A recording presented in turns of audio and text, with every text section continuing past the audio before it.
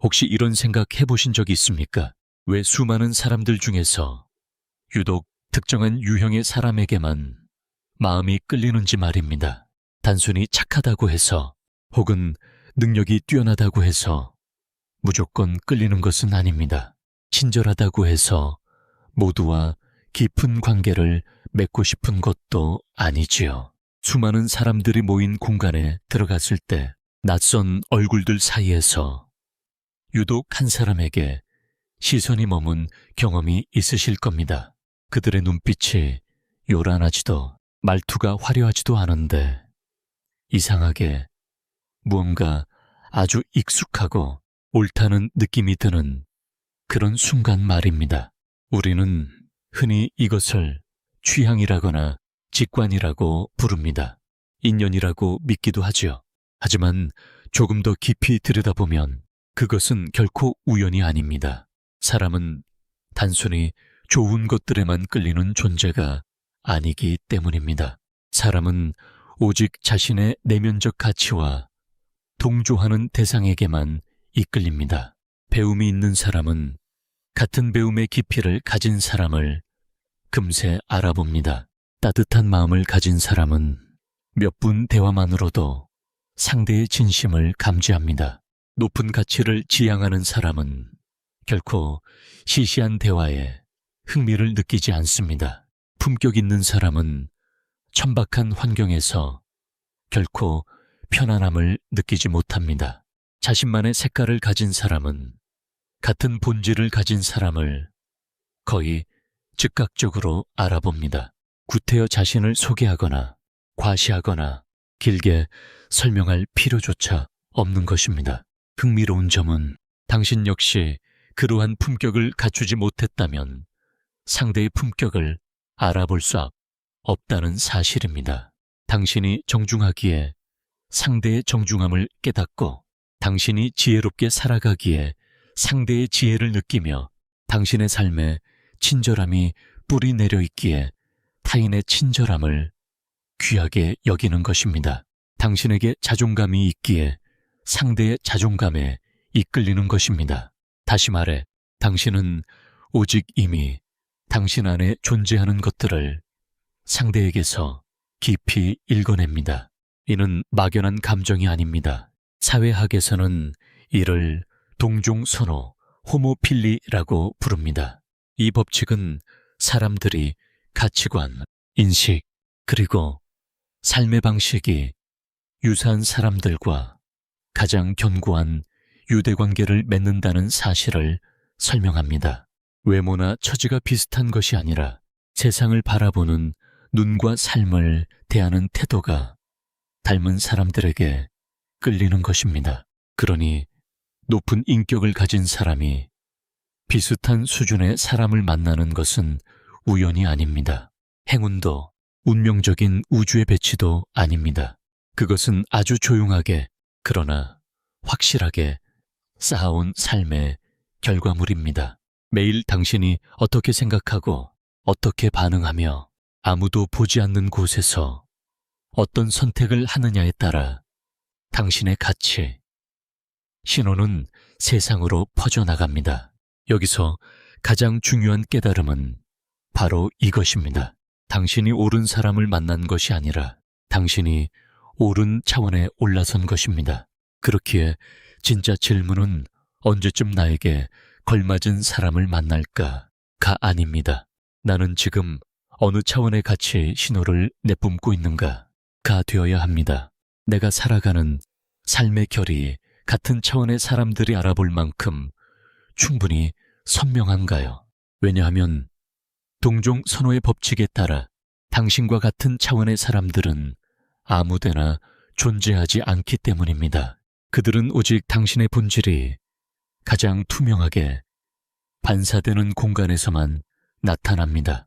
그것이 바로 오늘 우리가 나누고자 하는 이야기의 핵심입니다. 왜 인격과 본질이 외모나 재력, 지위보다 훨씬 중요한 것일까요? 왜 수준이 맞는 사람들은 서로를 그토록 빨리 알아볼까요? 왜 맞지 않는 사람들은 저절로 멀어질까요?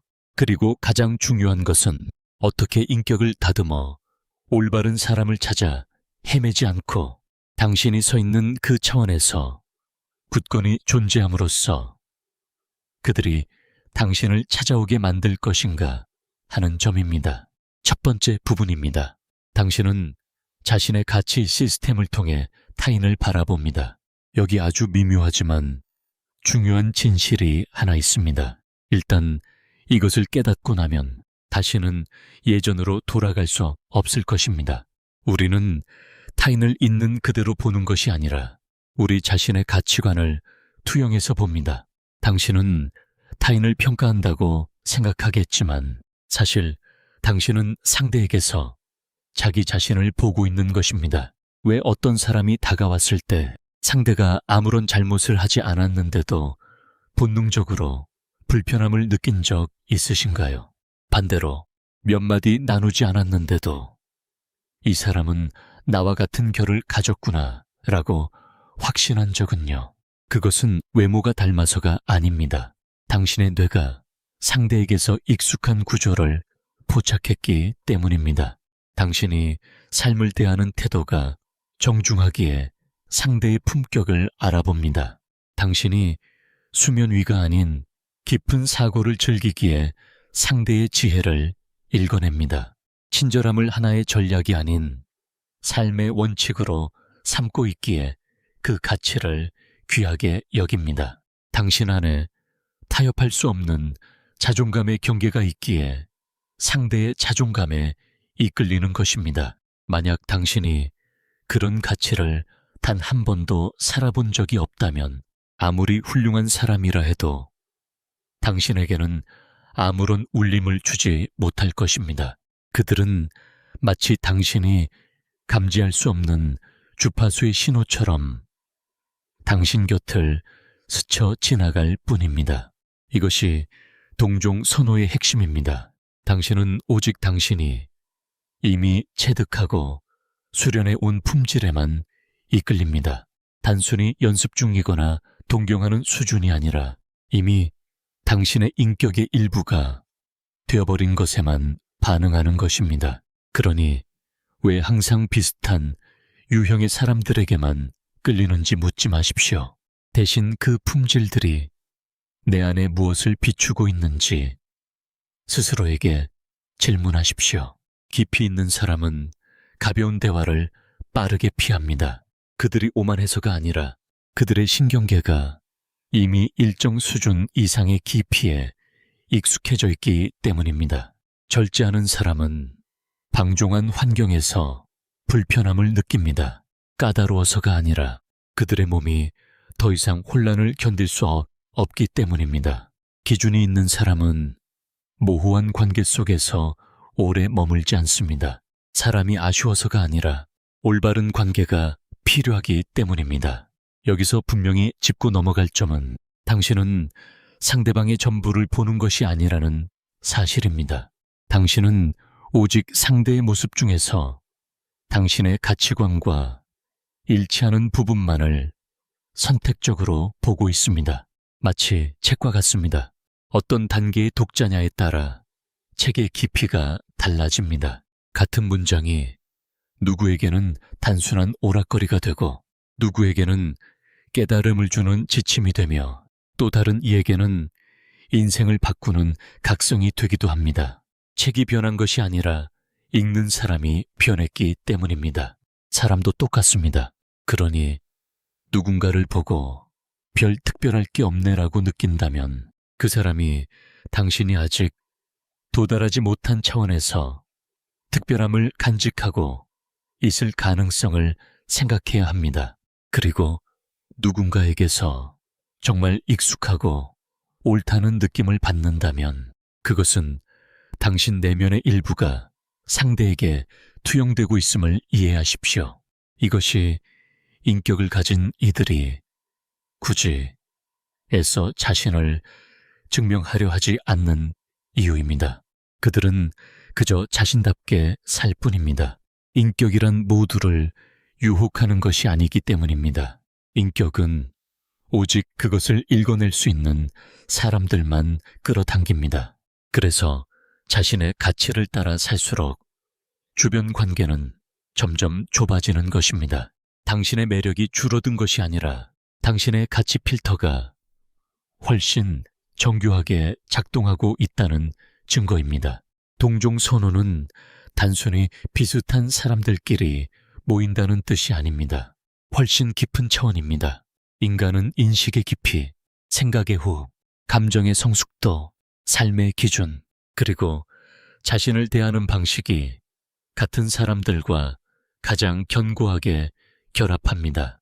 그러므로 당신이 옳은 사람을 찾은 것이 아니라 당신이 옳은 차원에 도달한 것입니다. 이 대목에서 꼭 기억해야 할 한 가지는 당신이 아직 도달하지 못한 가치의 차원은 결코 당신에게 끌려오지 않는다는 사실입니다. 두 번째 부분입니다. 인격은 추상적인 개념이 아닙니다. 많은 이들이 인격을 막연하고 모호한 것으로 생각합니다. 말은 그럴듯하지만 손에 잡히지도 측정할 수도 없으며 명확히 정의하기도 어렵다고 생각하지요. 그러나 실제로는 같은 차원의 사람들 사이에서 인격만큼 빨리 그리고 확실하게 인식되는 것도 없습니다. 인격은 당신이 스스로를 어떻게 떠벌리는지에 있지 않습니다. 아무도 보지 않을 때 당신이 어떻게 사는지에 달려 있습니다. 사회학에는 가치 기반 신호, 밸류 베이스드 시그널링이라는 아주 중요한 개념이 있습니다. 사람은 의식하든 그렇지 않든 매 순간 자신이 무엇을 귀하게 여기고 무엇을 결코 타협하지 않는지에 대한 신호를 끊임없이 발신하고 있습니다. 당신이 시간을 어떻게 사용하는지, 모든 것이 한꺼번에 몰려올 때 무엇을 우선순위에 두는지, 압박을 받을 때 어떻게 반응하는지, 갈등을 어떻게 처리하는지, 그리고 아니오라고 말해야 할 때 얼마나 단호한지에 따라 신호는 만들어집니다. 설령 그 경계를 지키는 일이 사람들에게 인기를 잃게 할지라도 말입니다. 인격은 말에 있지 않고 삶의 호흡에 있습니다. 느긋한가 혹은 서두르는가, 반응이 차분한가 혹은 충동적인가, 장기적인 가치를 선택하는가 혹은 당장의 편안함과 타협하는가에 그 답이 있습니다. 굳이 많은 말을 하지 않아도 곁에 있는 것만으로도 이 사람은 기준이 있는 사람이구나 라고 느껴지는 이들이 있습니다. 그들이 차가워서도 잘나서도 아닙니다. 그저 아무렇게나 살지 않기 때문입니다. 인격은 당신이 아무런 이득도 되지 않는 사람을 대할 때 가장 선명하게 드러납니다.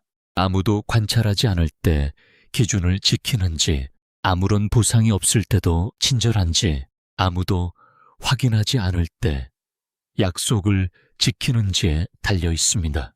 이것이 핵심입니다. 가장 강력한 가치, 신호는 당신이 주목받을 때가 아니라 아무도 당신을 평가하지 않을 때 발신됩니다. 물론 이 신호를 모두가 읽을 수 있는 것은 아닙니다. 본능에만 충실한 사람은 깊이를 읽지 못하고 소란스러운 사람은 정적인 평온함을 느끼지 못합니다. 당장의 이익에만 매몰든 사람은 장기적인 가치를 이해하지 못합니다. 그들이 부족해서가 아니라 그들의 가치 시스템에 적절한 해독기가 없기 때문입니다. 그래서 인격은 모두를 유혹하지 않는 것입니다. 인격은 아주 조용하게, 그러나 확실하게 필터링을 수행합니다. 구태여 선언하거나 배척하지 않아도 가치 구조가 맞지 않는 사람들은 스스로 불편함을 느끼고 떠나갑니다. 그들은 말로 표현하지 못해도 압박감이나 어색함을 느끼고 제 발로 물러나게 되어 있습니다. 당신이 나빠서가 아니라 그들이 머물기에 적합한 차원이 아니기 때문입니다. 그러니 인격은 더 많은 사람을 모으기 위한 도구가 아닙니다. 인격은 올바른 사람이 당신을 알아보고 맞지 않는 사람이 스스로 떠나게 만드는 강력한 자석입니다. 품격 있는 사람은 굳이 우아해 보이려 애쓰지 않습니다. 그들은 내면의 질서가 잡혀 있기에 지혜를 과시할 필요가 없습니다. 남들과 다른 질문을 던진다고 해서 자신의 친절함을 증명하려 들지 않습니다. 친절은 그들에게 당연한 호흡일 뿐입니다.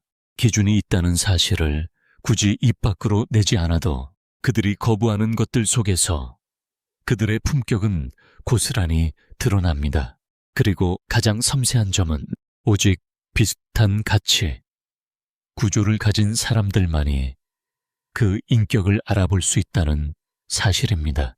차원이 다른 이들에게 당신은 그저 평범한 사람으로 보일지도 모릅니다. 그러나 같은 차원의 사람은 당신을 보고 참 익숙하다고 느낄 것입니다. 두 사람이 똑같아서가 아니라 삶을 대하는 언어와 가치가 같기 때문입니다. 이것이 인격을 가진 사람들이 올바른 사람을 찾아 헤맬 필요가 없는 이유입니다. 그저 자기답게 선명하게 살아가십시오. 인격은 하나의 신호체계이며 신호가 충분히 일관성 있다면 그것을 읽을 수 있는 사람은 반드시 당신을 알아볼 것입니다. 세 번째 부분입니다. 왜 차원이 맞는 사람들은 서로를 그토록 빨리 알아볼까요? 만약 당신이 이미 이런 경험을 해보셨다면 누가 설명해 주지 않아도 그 이유를 단번에 이해하실 것입니다. 그것은 누군가를 만났을 때 단 몇 분 만에 이 사람은 애쓰지 않아도 되겠다는 느낌을 강하게 받을 때입니다. 대화가 억지스럽지 않고 연기할 필요도 없으며 상황을 살피거나 똑똑해 보이려 혹은 사랑받으려 애쓸 필요가 전혀 없는 상태를 말합니다.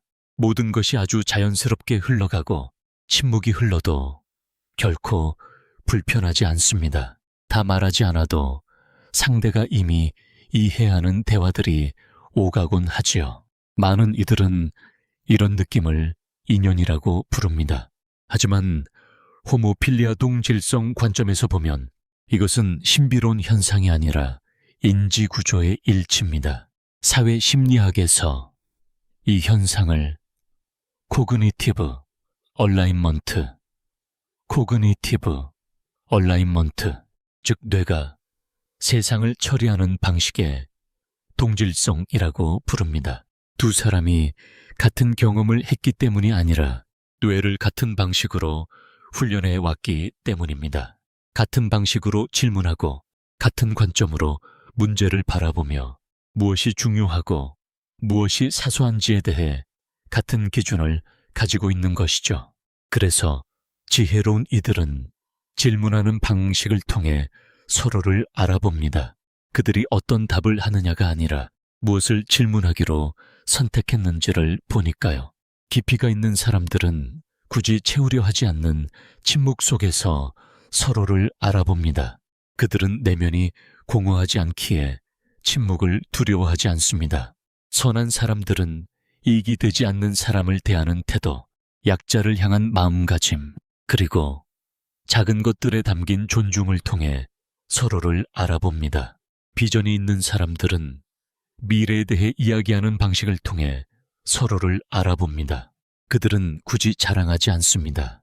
업적을 늘어놓기보다 가야 할 방향에 대해 더 많이 이야기합니다. 품격 있는 사람들은 절제를 통해 서로를 알아봅니다. 과시하지 않고 돋보이려 하지 않으며 누군가에게 깊은 인상을 남기려 애쓰지 않습니다. 이런 신호들은 아주 작고 미묘합니다. 하지만 같은 층위에 있는 사람들에게는 마치 초록 불빛처럼 선명하게 보입니다.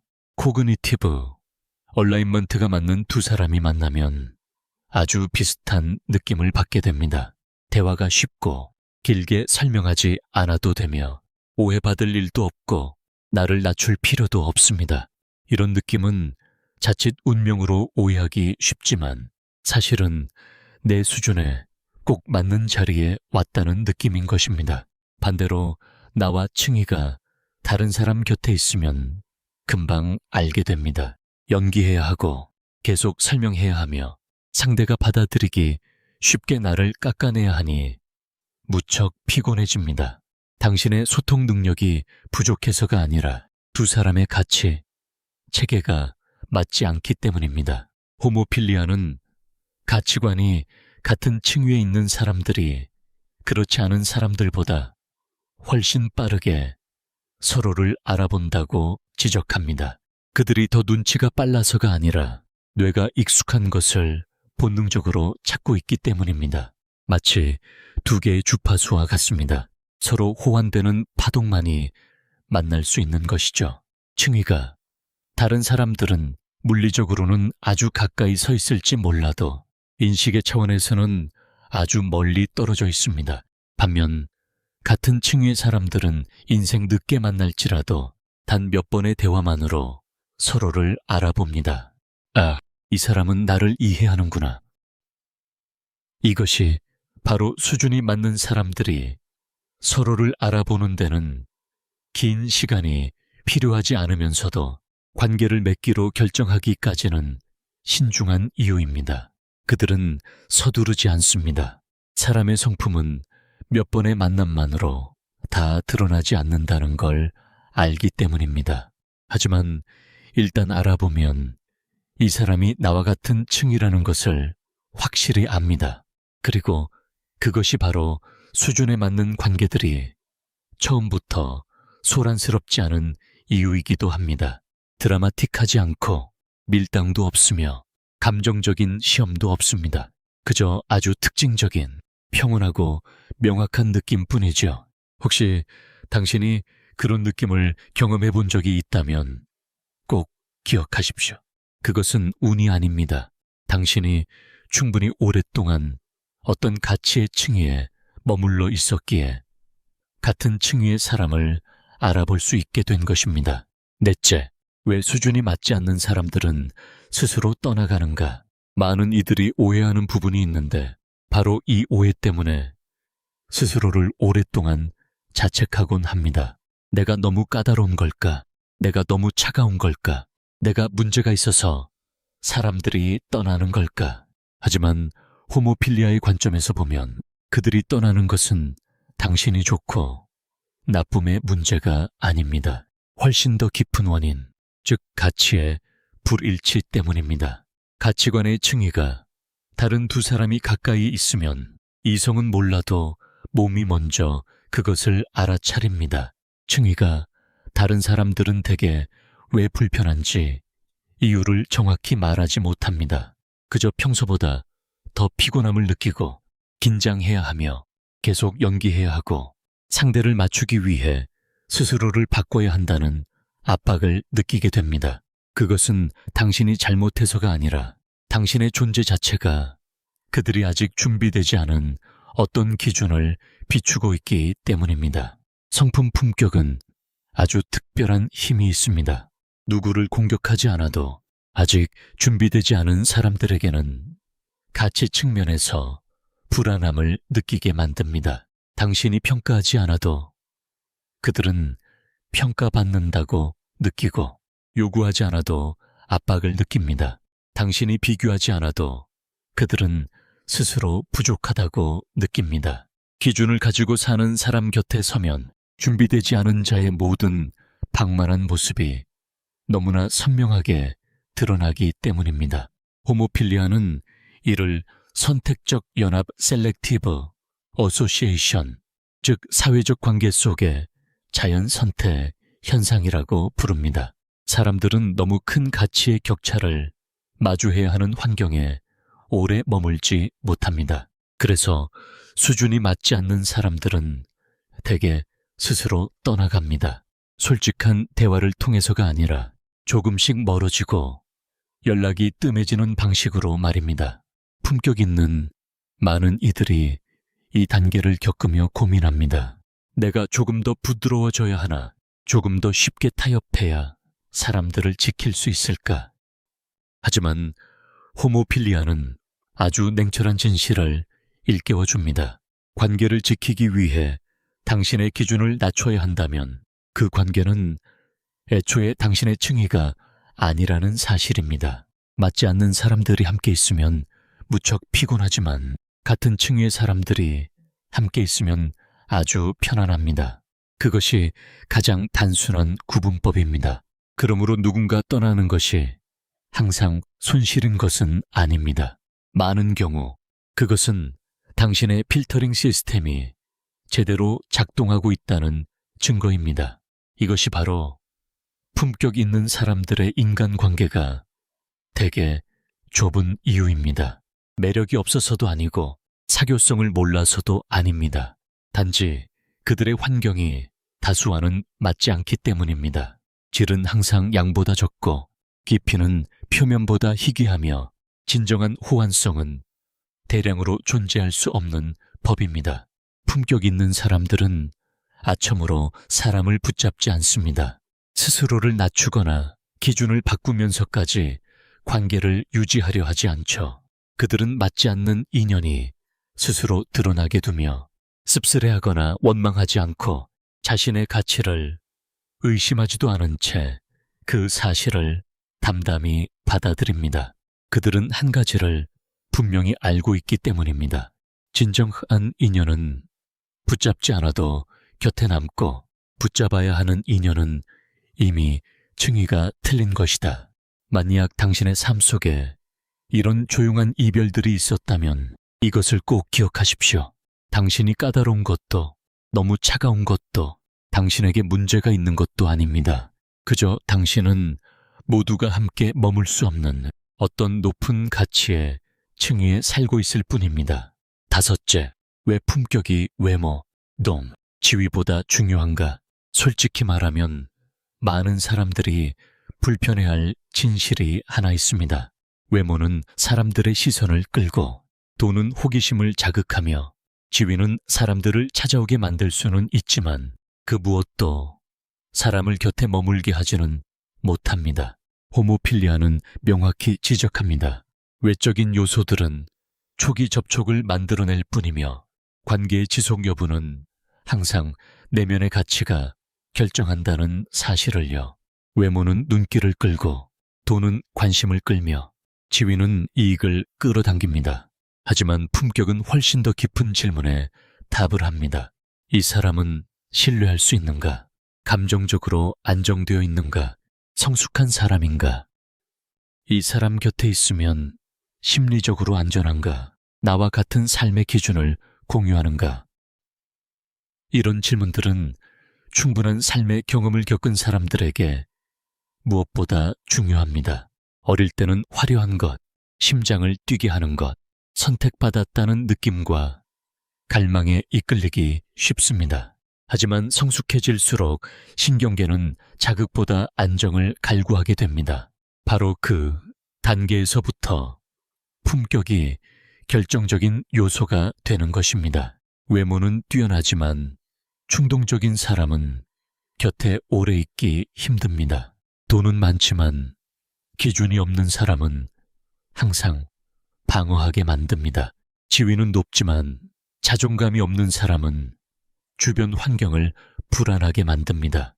반대로 품격 있는 사람은 처음엔 눈에 띄지 않을지 몰라도 오래 곁에 있을수록 평온함을 줍니다. 일관성이 있어 평온하고 밀당을 하지 않아 평온하며 일시적인 감정에 휘둘려 기준을 바꾸지 않기에 평온한 것입니다. 이것이 바로 지식인이든 부자든 지위가 높은 사람이든 진정 수준이 맞는 이들이 가치관의 호환성을 무엇보다 우선시하는 이유입니다. 그들은 이 사람 화려한가를 묻지 않습니다. 아무도 보는 사람이 없을 때도 이 사람은 자신의 기준을 지키는가를 묻습니다. 이 사람은 스스로 책임을 질 줄 아는가? 압박을 받을 때도 평정심을 유지하는가? 호모필리아는 품격이 있으면 많은 사람을 만날 것이라고 약속하지 않습니다. 훨씬 더 현실적인 사실을 말해줍니다. 품격을 갖추면 진짜 사람을 만나게 될 것이며 그 수는 아주 적을 것이라고요. 수준이 맞는 사람들은 흔치 않습니다. 어디에나 존재하지 않고 쉽게 만나기도 어렵습니다. 품격에는 항상 선택이 따르고 선택은 곧 숫자를 줄이는 과정이기 때문입니다. 그래서 나이가 들수록 점점 더 고독감을 느끼는 사람들이 많습니다. 매력이 없어서가 아니라 이제는 값싼 연결에는 더 이상 흥미를 느끼지 못하기 때문입니다. 외모, 지위에 기반한 관계를 원하지 않는 것이죠. 그들에게는 다른 것이 필요합니다.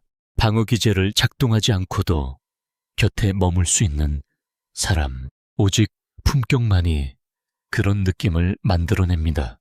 만약 당신이 이제 화려한 것에 이끌리지 않고 남에게 깊은 인상을 남기려 애쓰지 않으며 외부적인 기준을 쫓는데 지쳤다면 당신은 결코 퇴보한 것이 아닙니다. 당신은 그저 관심을 구하는 층위에서 가치의 호환성을 찾는 층위로 이동하고 있는 중입니다. 그리고 그 층위에서 외모, 지위는 더 이상 핵심이 아닙니다. 오직 품격만이 누가 곁에 남을지를 결정합니다. 여섯째, 수준이 맞는 사람들은 어디에서 나타나며 왜 그런가? 호모필리아가 바로 잡아야 할 아주 흔한 오해가 있습니다. 더 많이 돌아다니고 많은 사람을 만나고 인맥을 넓혀야만 수준이 맞는 사람을 만날 수 있다는 믿음입니다. 하지만 호모필리아는 그렇게 말하지 않습니다. 아주 다른 사실을 가리킵니다. 수준이 맞는 사람들은 사회를 배회하지 않으며 우연히 나타나지도 않고 어디에나 존재하지 않으며 무조건 관계를 맺으려 애쓰지도 않습니다. 수준이 맞는 사람들은 대개 가치가 단순히 말로만 그치지 않고 매일 실천되는 선택된 공간에 집중되어 있습니다. 여기서 가까이 있다는 것은 지리적인 거리가 아니라 사회적 공간의 거리를 의미합니다. 같은 가치관을 가진 사람들은 단지 생각만 비슷한 것이 아니라 비슷한 환경 속에 모여들기 때문입니다. 첫째는 지식의 공간입니다. 지식을 소중히 여기는 사람들은 지식이 실질적으로 작동하는 곳에 모입니다. 과실을 위한 배움이 아니라 더 잘하기 위해, 더 깊이 생각하기 위해, 더 바르게 살기 위해 배우는 곳입니다. 심화학습 클래스, 선별된 워크숍, 직업 세미나, 학술적 환경, 독서 모임, 지적 교류의 장이 바로 그곳입니다. 격을 갖춘 사람들은 겉핥기식 지식에 만족하지 않기에 이곳에 나타납니다.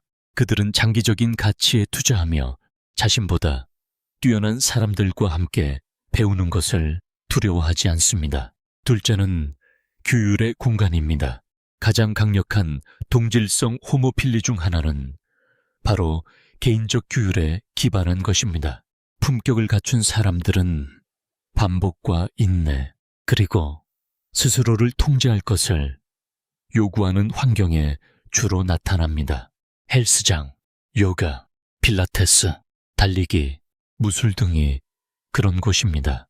외모에 집착해서가 아니라 자신의 몸을 존중하고 자신과의 약속을 귀하게 여기기 때문입니다.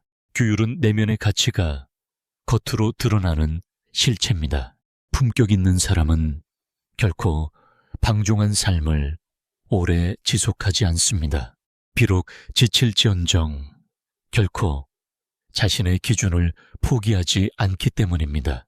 이러한 공간에서 같은 수준의 사람들은 굳이 많은 말을 하지 않아도 서로를 즉시 알아봅니다. 셋째는 문화와 미학의 공간입니다. 동질성은 삶의 미학이 곧 그 사람의 품격을 보여주는 확실한 지표임을 증명합니다. 격을 갖춘 사람들은 정교한 감각을 키워주는 곳에 자주 나타납니다. 전시회, 박물관, 예술 공간 등이 그 예입니다. 문화나 사회 철학에 대해 대화하는 것은 그들이 잘난 척하기 위해서가 아니라 굳이 자극적인 쾌락이 없어도 삶의 의미를 느끼기 때문입니다. 그들은 소란함이 아닌 깊이를 찾습니다. 넷째는 책임과 압박의 공간입니다.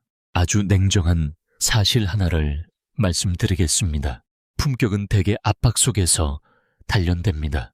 수준 높은 사람들은 높은 책임감을 요구하는 환경에 자주 나타납니다. 전략적 사고가 필요한 일, 어려운 결정을 내려야 하는 위치, 실수하면 그에 따른 대가를 치러야 하는 환경이 바로 그렇습니다. 그들은 압박을 피하지 않습니다. 결과를 고려하는 선택의 무게를 견뎌냅니다. 바로 이러한 환경이 품격 있는 사람들끼리 서로를 빠르게 알아보게 만듭니다. 다섯째는 선별된 고요의 공간입니다. 이는 현대적인 동질성에서 매우 세밀한 지점입니다. 품격 있는 사람들은 아무데나 나타나지 않습니다. 자신이 머무는 공간을 매우 신중하게 선택합니다. 조용한 카페, 깊이 몰입할 수 있는 작업 공간, 작지만 내실 있는 공동체 등이 그렇습니다. 그곳은 주의를 끌기 위해 경쟁할 필요도, 존재를 증명하기 위해 소란을 피울 필요도 없습니다. 품격 있는 사람은 타인의 인정, 밸리데이션으로 살아가지 않기 때문입니다. 그들은 끊임없이 타인의 눈에 띄어야 할 이유가 없습니다.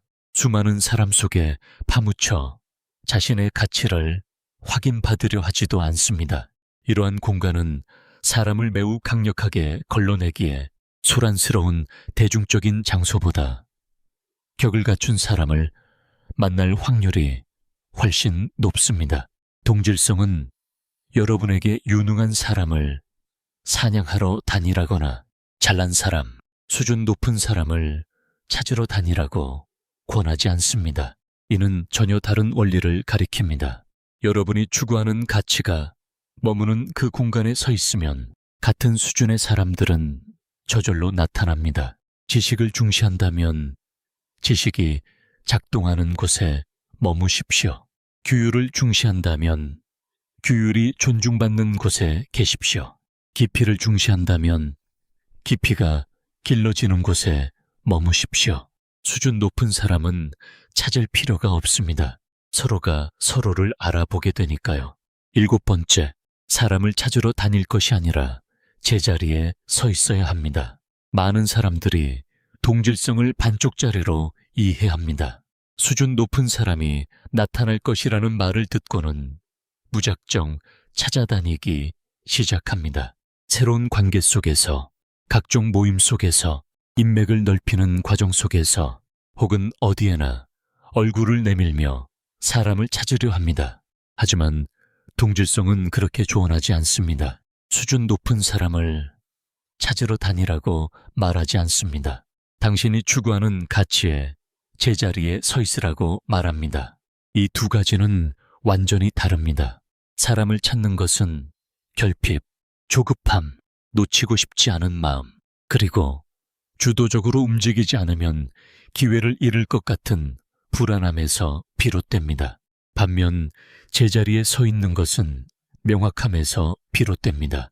자신을 이해하고 자신이 속할 곳을 알고 진짜 가치는 굳이 쫓아다니지 않아도 알아봐 진다는 믿음에서 나옵니다. 품격 있는 사람은 사냥꾼처럼 살지 않습니다. 혹시나 누군가 만날까 싶어 모든 공간을 기웃거리지 않습니다. 자신이 머무는 곳을 아주 신중하게 고릅니다.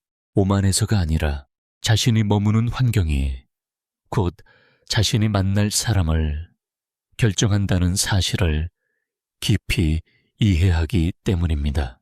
동질성에 따르면 인간이 저지르는 가장 큰 실수 중 하나는 올바른 환경을 선택하는 대신 올바른 사람을 선택하려고 애쓰는 것입니다. 당신은 당신에게 맞는 사람이 누구인지 굳이 알 필요가 없습니다. 그들이 몇 살인지, 무슨 일을 하는지, 어디에 있는지 상상할 필요도 없습니다. 당신은 오직 한 가지, 자신이 어떤 가치를 지향하는지만 명확히 알면 됩니다. 그리고 그 가치가 매일 실천되는 공간에 서 있으면 됩니다. 만약 지식을 중시하면서도 매일 저급한 유흥만을 이야기하는 환경에 머문다면 격을 갖춘 사람을 만나기는 매우 어려울 것입니다. 규율을 중시하면서도 대부분의 시간을 방종한 환경 속에서 보낸다면 늘 이질감을 느낄 것입니다. 깊이 있는 삶을 원하면서도 억지로 시끄러운 곳에 자신을 맞추려 한다면 금방 지치고 말 것입니다. 당신이 틀려서가 아니라 당신이 잘못된 자리에 서 있기 때문입니다. 수준 높은 사람은 당신의 이름을 부르지 않아도 됩니다. 그들은 당신이 매일 내뿜는 가치의 신호를 통해 당신을 알아봅니다. 당신이 시간을 사용하는 방식, 거절해야 할 때 거절하는 방식, 어울리지 않는 곳을 떠나는 방식, 수준을 낮추는 게임에 참여하지 않는 방식이 바로 그것입니다. 아무도 지켜보지 않아도 스스로의 삶을 지켜내는 태도, 그 신호는 그 어떤 소개보다 강력합니다. 그리고 무엇보다 중요한 것은 수준이 다른 사람들은 그 신호를 읽지 못한다는 점입니다. 그들은 당신을 무뚝뚝하다고 생각할 수도 있고 다가가기 어렵거나 재미없는 사람이라고 느낄 수도 있습니다. 하지만 같은 수준의 사람들은 자신을 알고 대중의 인기를 얻기 위해 자신의 가치를 훼손하지 않는 사람임을 즉시 알아봅니다. 이것이 바로 품격 있는 사람들이 넓은 인맥을 가지지 않는 이유입니다. 사회적 기술이 부족해서가 아니라 다수를 위해 설계된 장소에 머물지 않기 때문입니다. 그들은 그것을 받아들입니다. 비참해하거나 남과 비교하지 않으며 스스로를 고립시키지도 않습니다. 그들은 그저 제자리에 서 있을 뿐입니다. 그리고 당신이 자신의 가치에 부합하는 공간에 충분히 오래 머물면 동질성은 매우 자연스럽게 작동합니다. 수준이 다른 사람들은 곁에 머물지 않습니다. 반면 같은 수준의 사람들은 나타납니다. 찾을 필요도 사냥할 필요도 애쓸 필요도 없습니다. 빠르지는 않지만 매우 정확합니다. 그러니 만약 당신이 왜 아직 격을 갖춘 사람을 만나지 못했는지 고민하고 있다면 질문을 바꿔보십시오. 나는 정말 내가 있어야 할 공간에 서 있는가? 아니면 남들과 어울리기 위해 나 자신을 작게 만드는 곳에 머물고 있는가? 동질성은 더 많이 돌아다니라고 요구하지 않습니다. 더 명확해지라고 요구합니다. 당신이 충분히 명확해지면 올바른 사람을 찾으러 다닐 필요 없이 잘못된 자리에 서 있지 않기만 하면 됩니다. 8번째, 품격은 일상 속에서 어떻게 단련되는가? 동질성은 도덕적인 조언을 하지 않습니다. 당신이 더 좋은 사람이 되어야 한다고 말하지 않습니다. 그저 매우 차갑지만 진실한 법칙을 묘사할 뿐입니다. 사람은 의도만으로 품격을 갖추지 않습니다. 매일 반복되는 선택의 체계를 통해 비로소 품격이 만들어집니다. 품격은 거창한 결심에서 오지 않습니다. 어느 날 갑자기 깨달음을 얻어 형성되는 것도 아닙니다. 아주 작고 조용한 선택들이 쌓여 당신이라는 사람을 정의할 만큼 일관되게 이어질 때 비로소 만들어집니다. 첫째, 품격은 아무도 보는 이가 없을 때 당신이 어떻게 사느냐에 따라 단련됩니다. 여기가 바로 모든 가식이 벗겨지는 자리입니다. 아무도 지적하지 않아도 약속을 지킵니까? 이익이 없어도 친절합니까? 아무도 감시하지 않아도 스스로를 통제합니까? 아무도 모르는 곳에서도 기준을 지킵니까? 동질성에 따르면 가장 강력한 가치의 신호는 주목받을 때가 아니라 아무도 당신을 평가하지 않을 때 나옵니다. 품격 있는 사람은 올바르게 살기 위해 관객을 필요로 하지 않습니다. 그리고 바로 그 점이 그들을 신뢰할 수 있게 만듭니다. 수준 높은 사람들은 화려한 말솜씨로 서로를 알아보지 않습니다. 행동의 일관성을 보고 서로를 알아봅니다. 둘째, 품격은 무지하게 반응하지 않는 능력을 통해 단련됩니다. 품격 있는 사람과 대중의 가장 큰 차이 중 하나는 즉각적으로 반응하지 않는다는 것입니다. 나약해서도 아니고 참기만 해서도 아닙니다. 충동적인 반응은 낮은 본능을 드러내고 성급한 반응은 품위를 떨어뜨리며 감정적인 반응은 자신의 가치 구조를 무너뜨린다는 사실을 알기 때문입니다. 품격 있는 사람은 반응하기 전에 잠시 멈춥니다. 자신에게 맞는 방식으로 대응할 수 있도록 스스로에게 생각할 공간을 주는 것입니다. 동질성은 스스로를 조절할 능력이 높은 사람들이 서로를 끌어당긴다는 것을 보여줍니다. 그들은 서로에게서 침착함, 압박을 견디는 힘, 자극 속에서도 기준을 유지하는 능력을 봅니다. 그것이 신뢰의 토대입니다. 셋째, 품격은 설명할 필요 없는 경계를 통해 단련됩니다. 품격 없는 사람들은 늘 많은 것을 설명하고 오래 증명하며 계속 설득하려 합니다. 품격 있는 사람은 그렇지 않습니다. 그들은 짧고 명확하게 거절하며 어울리지 않는 환경을 과감히 떠납니다. 가치를 떨어뜨리는 게임에 참여하지 않으며 자신의 삶의 방식을 변명하지 않습니다. 동질성에 따르면 명확한 경계선은 매우 강력한 가치의 신호입니다. 그것은 타인에게 당신이 누구인지, 어디에 속해 있는지, 그리고 모든 대가를 치러서라도 인정받을 필요가 없음을 알려줍니다. 수준 높은 사람들은 이를 존중합니다. 수준이 다른 사람들은 알아서 떠나갈 것입니다. 넷째, 품격은 사람을 선택하는 방식이 아니라 환경을 선택하는 방식을 통해 단련됩니다. 많은 사람들이 여기서 실수합니다. 올바른 사람을 고르려 하고 맞지 않는 사람을 붙잡아 두려 하며 서로 맞지 않는 관계를 억지로 고치려 합니다. 하지만 동질성은 그것이 잘못된 접근임을 분명히 합니다. 올바른 방식은 올바른 환경을 선택하는 것이며 그러면 올바른 사람은 저절로 나타납니다. 여기서 환경이란 단순히 머무는 장소만이 아니라 당신이 참여하는 대화, 소비하는 콘텐츠, 유지하는 삶의 리듬, 그리고 스스로 허용하는 기준들을 모두 포함합니다.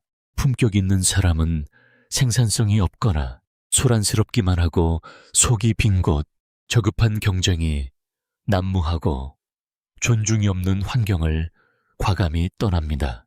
바로 그 일찍 떠나는 행동이 그들을 수준 높은 사람들이 머무는 공간으로 안내합니다.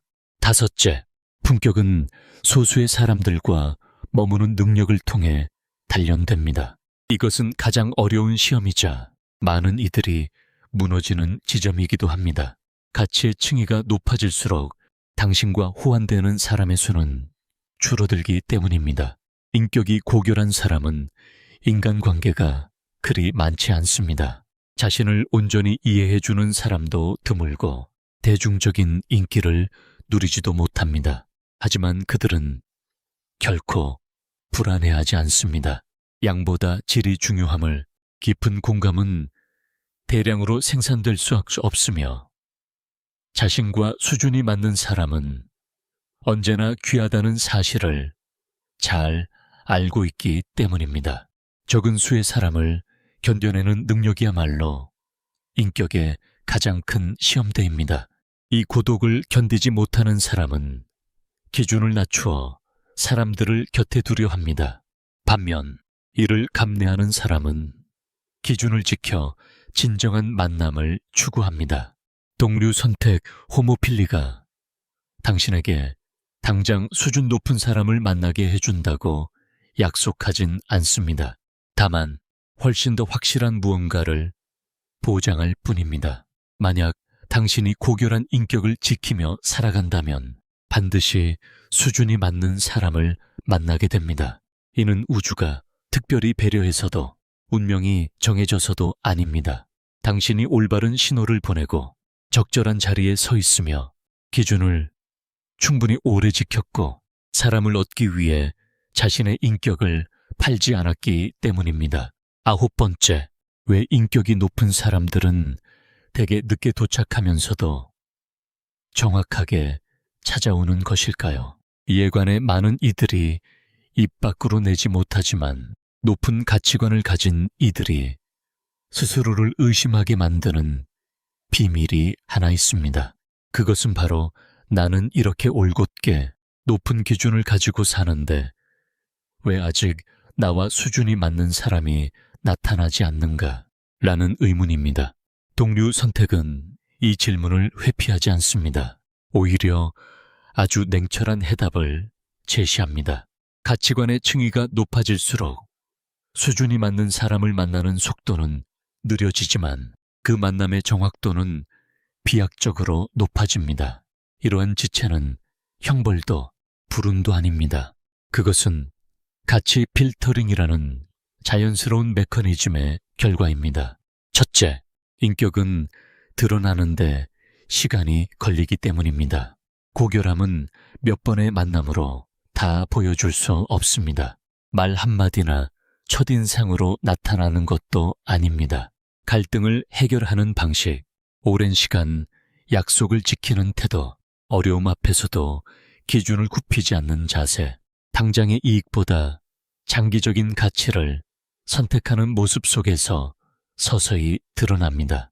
동류 선택에 따르면 지속 가능한 가치를 지닌 신호는 식별되기까지 시간이 필요합니다. 장기적인 기준을 가진 사람들은 서둘러 관계를 맺지 않습니다. 그들은 관찰하고 검증하며 시간이 본질을 밝혀내도록 기다립니다. 그렇기에 그들은 늦게 오지만 한번 오면 곁에 머뭅니다. 둘째, 당신과 수준이 맞는 사람 또한 당신처럼 필터링 과정을 거치고 있기 때문입니다. 나만 수준 맞는 사람을 찾기 어렵다는 것은 큰 착각입니다. 동류 선택은 그 반대를 보여줍니다. 당신과 수준이 맞는 사람도 당신과 똑같은 검증 과정을 겪고 있습니다. 그들 역시 다수와 어울리지 못하고 가벼운 관계에 쉽게 마음을 열지 않습니다. 그들도 저렴한 관계를 거부하고 서둘러 친해지려 하지 않습니다. 두 사람 모두 자신의 자리에 확고히 서기 전까지는 너무 일찍 만날 수 없는 법입니다. 그러므로 그 지체는 인연이 없어서가 아니라 두 사람의 가치의 체계가 각자 완성되어가는 과정입니다. 셋째, 인격은 요란하지 않기 때문입니다. 동류 선택은 높은 가치를 지닌 사람일수록 사람들이 북적이는 곳에 잘 나타나지 않는다고 지적합니다. 그들은 과시하지 않으며 끊임없이 타인의 눈에 띄어야 존재감을 느끼지도 않고 자신의 존재를 증명하기 위해 많은 인간관계를 필요로 하지도 않습니다. 이러한 태도는 우연한 만남의 확률은 낮추지만 정확한 만남의 확률은 극적으로 높입니다. 수준이 맞는 사람은 이곳저곳을 기웃거려서 만나는 것이 아니라 제자리를 지킬 때 찾아옵니다. 넷째, 인격이 고결한 사람은 공허함을 서둘러 채우려 하지 않기 때문입니다. 이것이 동류 선택의 핵심입니다. 인격이 있는 사람은 다른 이들보다 고독을 더 잘 견뎌냅니다. 그들은 외로움을 달래기 위해 섣불리 사랑하지 않습니다. 부족함을 피하고자 관계를 유지하지도 않습니다. 단지 누군가 곁에 두기 위해 기준을 낮추지도 않습니다. 이러한 인내심은 만남의 과정을 더디게 만들지만 잘못된 상대를 만나는 비극을 완전히 차단합니다. 수준이 맞는 사람은 당신의 자리가 임시 방편적인 선택들로 채워져 있지 않을 때 비로소 나타날 수 있습니다. 다섯째, 빨리보다 제대로 오는 것이 중요합니다. 동류 선택은 속도를 평가하지 않고 가치의 부합 여부를 평가합니다. 수준이 맞는 관계는 처음부터 요란하지 않습니다. 설득할 필요도, 극적인 시험을 할 필요도, 밀당을 할 필요도 없습니다. 아주 특별한 느낌이 듭니다. 평온하고 당신을 작아지게 만들지 않습니다. 그것이야말로 당신이 늦게 만난 것이 아니라 올바른 사람을 만났다는 가장 확실한 증거입니다. 만약 당신이 꽤 오랜 기간 고결한 인격을 지키며 살았는데도 여전히 수준 맞는 사람을 만나지 못했다면 그것은 당신이 부족해서가 아닙니다. 단지 당신이 인구 밀도가 낮은 높은 층위에 있으며 아주 엄격한 기준을 유지하고 있고 당신의 필터링 시스템이 완벽하게 작동하고 있다는 뜻입니다. 동류 선택에 따르면 이러한 지체는 높은 정확도의 징표입니다. 그리고 이 부분에서 반드시 짚고 넘어가야 할 아주 중요한 사실이 있습니다. 인격을 갖추는 것은 선택받기 위함이 아니라 함부로 선택하지 않기 위함이라는 것입니다. 인격은 누군가를 유혹하기 위한 수단이 아닙니다. 인격은 자기 자신으로부터 미끄러져 나가지 않기 위한 중심입니다. 고결한 사람은 선택받기 위해 살지 않습니다. 그들은 인생의 어느 단계에서든 스스로 자신의 가치 체계를 배반하지 않기 위해 살아갑니다. 맺은 말, 칼 융근 아주 짧은 문장을 남겼습니다. 하지만 그 깊이를 이해한다면 인간관계를 바라보는 당신의 시각을 완전히 바꿀 수 있습니다. 우리는 우리가 원하는 것을 끌어당기는 것이 아니라 우리가 바로 그 자신인 것을 끌어당긴다. 윤근 이를 위로하기 위해 말한 것이 아닙니다. 무의식이 작동하는 방식을 차갑고도 명확하게 묘사한 것입니다. 융에 따르면 사람은 저마다 명확한 무의식의 구조를 가지고 있으며 바로 그 구조가 당신의 삶에 어떤 사람, 어떤 관계, 어떤 경험이 들어올지를 결정합니다. 당신이 잘못된 사람을 만나는 것은 우연이 아닙니다. 당신은 현재 자신이 살고 있는 내면의 상태를 비추는 사람들을 만날 뿐입니다. 그리고 당신이 내면에서부터 변하면 외부 세계는 필연적으로 변화를 따를 수밖에 없습니다. 이것은 동류 선택과 깊은 맥락을 같이 합니다. 만약 동류 선택이 사람들이 가치의 층위에 따라 만난다고 말한다면 윤근 한 발자국 더 나아갑니다. 그 가치의 층위는 무엇보다 먼저 당신의 무의식 속에 형성된다는 것입니다. 따라서 인격이란 단순히 행동하는 방식이 아니라 당신이 자기 자신과 얼마나 화해했는지를 보여주는 척도입니다. 당신이 더 이상 빈자리를 채우기 위해 타인을 필요로 하지 않을 때, 감정을 내세워 자신의 가치를 증명하려 하지 않을 때, 외로움을 피하고자 기준을 타협하지 않을 때, 그때 비로소 당신은 아주 다른 신호를 발산하게 됩니다. 윤기 말한 내면의 완전함이라는 신호입니다. 그리고 오직 그와 비슷한 내면 구조를 가진 사람만이 그 신호를 불편해하지 않습니다. 아직 준비되지 않은 사람들은 당신을 멀게 느끼고 차갑게 느끼며 다가가기 어렵다고 느낄 것입니다. 당신이 마음을 닫았기 때문이 아니라 수준이 맞지 않는 관계를 위해 더 이상 문을 열어두지 않기 때문입니다. 윤근 인간의 가장 큰 비극 중 하나가 자기 자신을 부정함으로써 사랑받으려 애쓰는 것이라고 강조한 바 있습니다. 그리고 그것이야말로 인격이 당신에게 하지 못하게 막는 일입니다. 인격은 당신이 더 많이 선택받게 돕지 않습니다. 인격은 당신이 잘못된 선택을 하지 않도록 돕습니다. 인격은 관계의 수를 늘려주지 않습니다. 대신 당신이 스스로를 위축시키는 관계에 갇히지 않도록 지켜줍니다.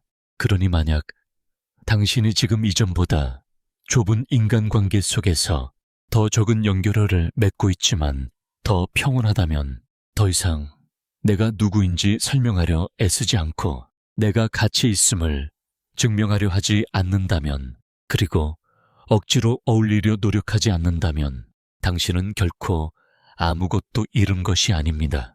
당신은 그저 제자리로 돌아오고 있는 것입니다. 그때 올바른 사람은 서두르지 않아도, 요란하지 않아도 찾아옵니다. 당신이 누군가를 붙잡기 위해 스스로를 낮출 필요가 없을 때 그들은 옵니다. 그들이 찾아왔을 때 그들의 존재가 당신의 인격을 위협하지 않고 당신의 인격 또한 그들을 부족하게 만들지 않을 것입니다. 윤근 이를 각자의 인생 여정을 충분히 걸어온 두 사람이 만나는 지점이라 불렀습니다. 동류 선택은 이를 피할 수 없는 가치의 공명이라고 부릅니다. 그리고 당신은 이를 아주 일상적인 언어로 표현할 수 있습니다. 이 사람과 함께 있으면 나는 작아지지 않아. 그것이야말로 수준이 맞는 관계를 확인하는 가장 분명한 신호입니다.